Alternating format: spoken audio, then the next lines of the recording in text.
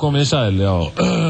Þetta útvarp umferðaráð, velkomin í útvarp umferðaráð og já, hingað kominn hann Magnús frá umferðaráði, blessaður. Já, komið blessaður og sæl. Jæja, hvað segirðu? Hvað að frétta núna? Jú, það nú allt, sem betur fer, þá hefur nú allt gengið vel í umferðinni. Já, engin svona, hvernig hefur umferðar verið svona helgina? Jú, hún hefur verið alveg til fyrirvinda. Já. Alveg, já, svona ágætt, gengið með ágættum. Lögreglan þurfti nú að hafa afskipti af nokkrum bílstjórum sem að því miður voru grunaður ölvun við akstur. Já. Það alltaf leiðilegt þegar að það sést, en þetta fólk að alltaf vilja gert til að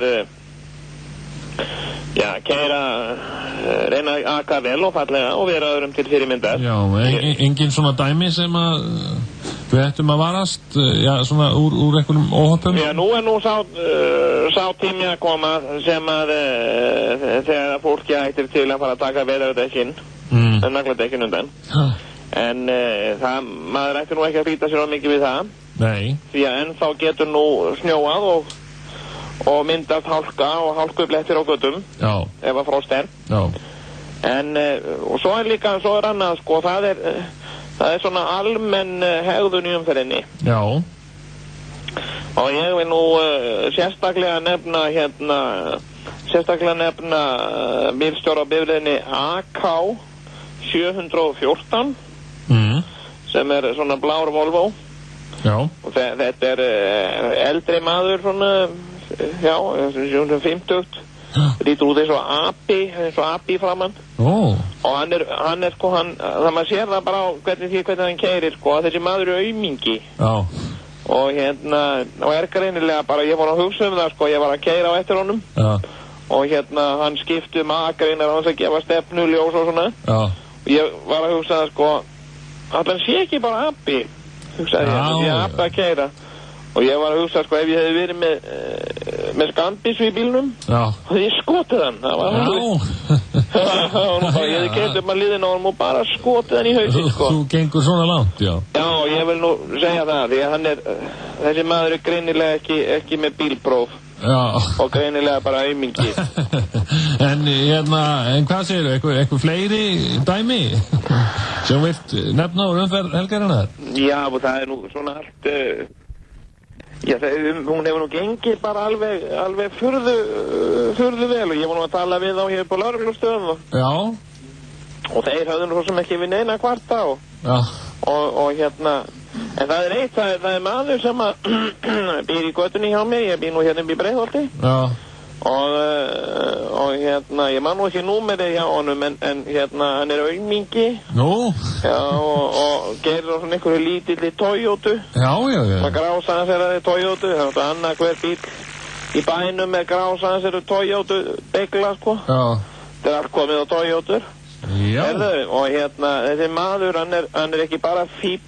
Nú? Aumingi, sko. Nú, hvað? Og hann lítur náttúrulega út hann lítur svolítið út eins og svín. Og þetta svín Já. Og svona, fjölskyldan hans lítur út svolítið eins og svín. Það öll eins og svín í framann. Já. Já, nema konan hans.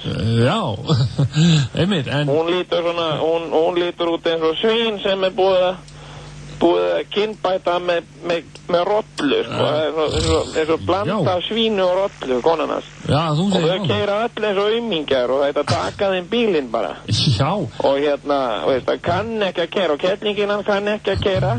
Endur hún hóra.